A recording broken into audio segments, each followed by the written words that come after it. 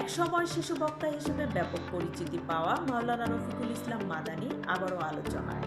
সাবেক প্রধানমন্ত্রী শেখ হাসিনার শাসনামলে বিভিন্ন ওয়াজ মাহফিলে সাহসী বক্তব্য দেওয়ার কারণে গ্রেফতার ও নির্যাতনের শিকার হয়েছিলেন তিনি বারবার। দীর্ঘদিন তেমন আলোচনায় না থাকলেও সম্প্রতি ব্যক্তিগত জীবন নিয়ে নতুন করে সামাজিক মাধ্যমে তুমুল আলোচনা শুরু হয়েছে তাকে ঘিরে।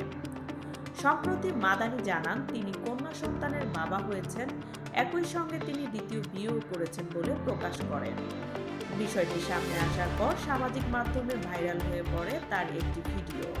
সেখানে তাকে মিষ্টি হাতে উল্লাস করতে দেখা যায়, আর সেই ভিডিও ঘিরেই শুরু হয় ব্যাপক সমালোচনা। নেটিজেনদের একটি বড় অংশের অভিযোগ, প্রথম স্ত্রী সন্তান জন্মদানের সময় অসুস্থ অবস্থায় থাকলেও সেই পরিস্থিতিতে দ্বিতীয় বিয়ে এবং প্রকাশ্যে আনন্দ উদযাপন অনেকের কাছেই অস্বস্তিকর ও দৃষ্টিকটু মনে হয়েছে। সমালোচনার মধ্যেই দ্বিতীয় বিয়ের কারণ ব্যাখ্যা করে বুধবার এক ফেসবুক পোস্ট দেন মাদানী। সেখানে তিনি দাবি করেন গুনাহ থেকে বাঁচতে এবং আল্লাহর বিধান মেনে চলতেই তিনি এই সিদ্ধান্ত নিয়েছেন। তিনি আরও লেখেন, আল্লাহর ভয় থেকেই তিনি জীবনের এই কঠিন সিদ্ধান্ত গ্রহণ করেছেন।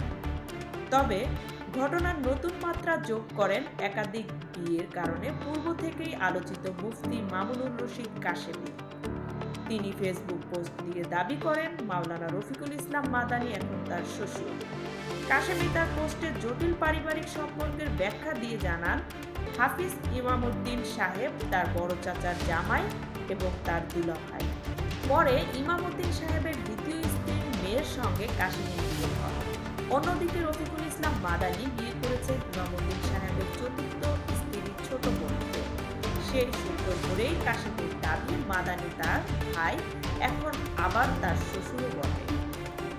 এই পোস্ট প্রকাশের পর সামাজিক মাধ্যমে শুরু হয় নতুন আলোচনা ও হাসি রহস্য। অনেকেই কাশেমীর পারিবারিক সম্পর্কের ব্যাখ্যা নিয়ে বিভ্রান্তি প্রকাশ করেন।